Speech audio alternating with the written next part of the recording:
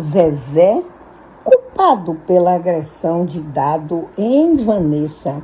Olha, diz que foi uma briga muito feia, que chegaram, um agrediu o outro. E a culpa que é colocada em Zezé é porque Zilu proibiu dele ficar na mansão que é dela e que Vanessa morava. E Zezé de Camargo vai e compra uma mansão para Vanessa e Vanessa bota ele dentro de casa. Então ele está sendo tido como o culpado.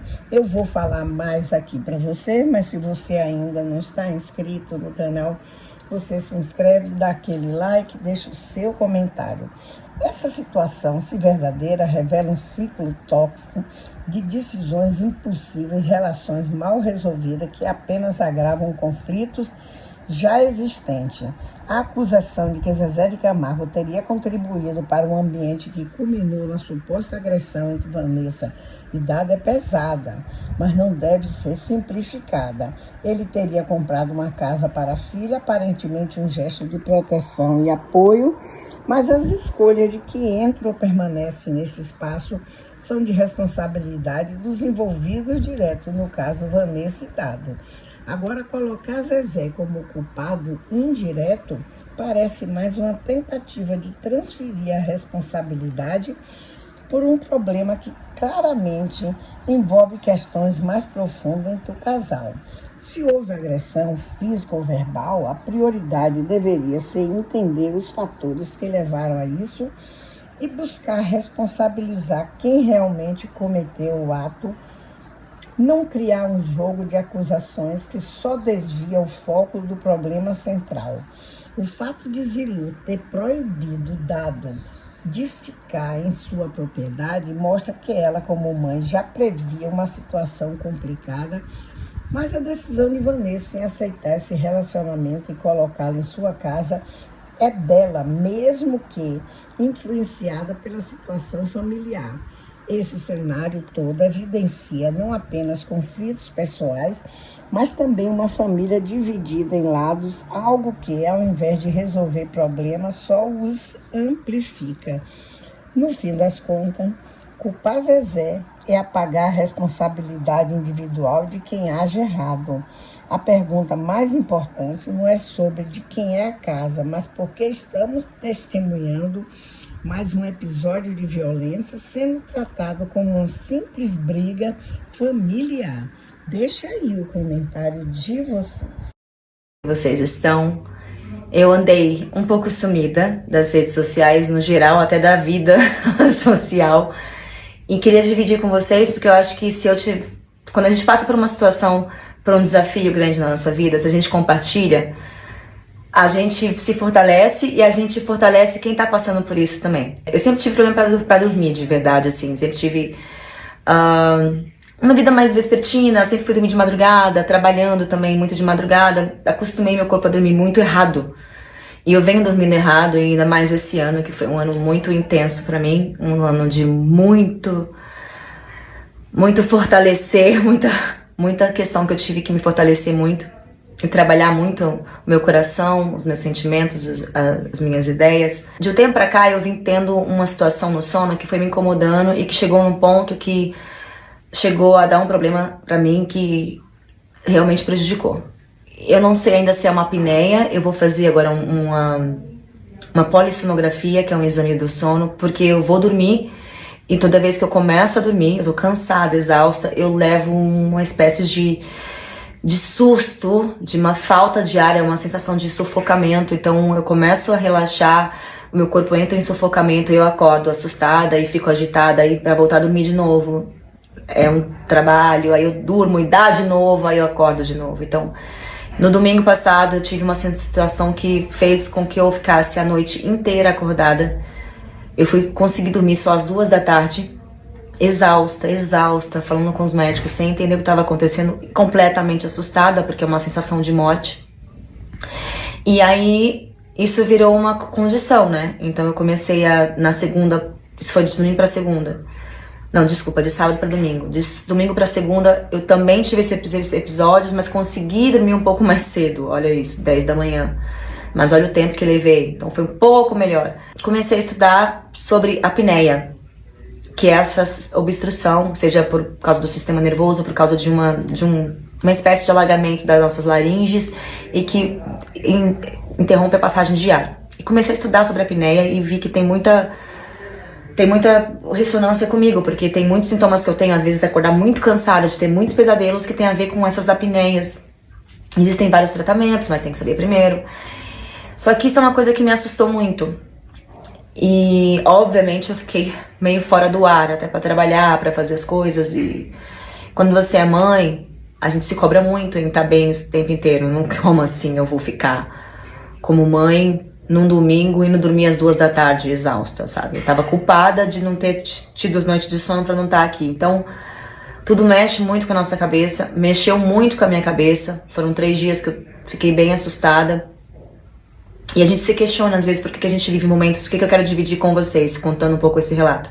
Muitas vezes a gente está vivendo uma situação que desafia muito a nossa paz de espírito, a nossa sanidade mental, a nossa qualidade de vida. E a gente se questiona por que eu estou vivendo isso. E eu estava muito me perguntando, né, por que esse ano tem sido tão desafiador para mim, com tantos obstáculos, tantas dificuldades, tantas coisas que me doeram profundamente e eu estou tendo que viver. Eu tava vivendo, né, esses últimos dias uma sensação de morte, sabe? Uma sensação horrorosa. E eu falei, por que eu tô vivendo isso? E questionando muito a Deus, por quê? Quando a gente se ajoelha, quando a gente toma a atitude de orar, as respostas vêm. Então, o que eu quero falar com vocês, quando você estiver passando por um momento difícil na sua vida, confia que se você pedir ajuda, se você se ajoelhar e sinceramente precisar de ajuda, se você pede, vem. Em mim vem em forma de elucidações no meu próprio pensamento que foram me indicando caminhos e me mostrando, sabe? Eu já tô vivendo essa situação, mas menos assustada. Então ontem eu comecei a orar e chorando, cansada, às 5 da manhã, querendo dormir, não conseguindo. Eu comecei a refletir sobre tudo que eu tenho passado na minha vida nos últimos anos, os caminhos que me levaram a estar vivendo essa situação na minha saúde e como eu posso daqui conseguir evoluir e mudar isso na minha vida. Eu posso mudar isso? Eu tenho chance de mudar isso? Eu tenho chance de mudar isso. Então, várias reflexões passaram, o que eu preciso fazer, mas a principal delas foi entender que tudo que a gente passa na nossa vida, as coisas mais lindas, as coisas mais difíceis e dolorosas, elas têm um propósito. E o propósito nunca é com que você morra, com que você se destrua, com que seja uma dor, um castigo. Para mim ficou muito claro ontem que é uma forma de despertar geral, para várias coisas na minha vida que estão acontecendo que eu preciso despertar. E esse despertar, às vezes, vem por forma da dor, porque às vezes a gente não desperta na alegria, no bem bom, no confortável. E às vezes o universo quer que você dê uma reviravolta porque ele tem um plano maior para você que você pediu. E eu percebi que eu tenho um acordo com Deus muito tempo, com o universo, com Deus, há muito tempo desde que eu nasci. Que é de ter um propósito de vida e qual é meu propósito aqui. E toda vez que eu me afasto dele, a minha vida vira uma avalanche. E aí algo muito forte me traz de volta para o meu propósito e me traz de volta ao meu centro. Então, quando eu passei por isso ontem, eu comecei a agradecer o que eu estou vivendo. Porque eu acho que é só dessa forma que eu vou mudar coisas que eu preciso realmente mudar na minha vida. Entre as minhas escolhas, os meus hábitos, a minha forma de ver o mundo, a minha forma de agir na minha carreira, na minha vida. Né? Às vezes a gente vai só atropelando e vivendo as demandas e tudo que tem que acontecer e a gente não para ser, para viver de verdade. Para realmente ser um ser presente na vida e estar aqui vivendo o nosso maior potencial, com potência mesmo. Tudo tem um tempo para acontecer, que é um trabalho às vezes de formiguinha, pouco a pouco, mas que a gente possa ter a consciência de que aquilo vem trazer a gente para outro lugar. Porque é isso que a gente veio fazer aqui, é muito além de pagar conta, de alcançar números. Quando a vida vem e parece que leva a gente numa avalanche, num tombo gigante, a gente se vê perdida, não sabe para onde cair, para onde ir.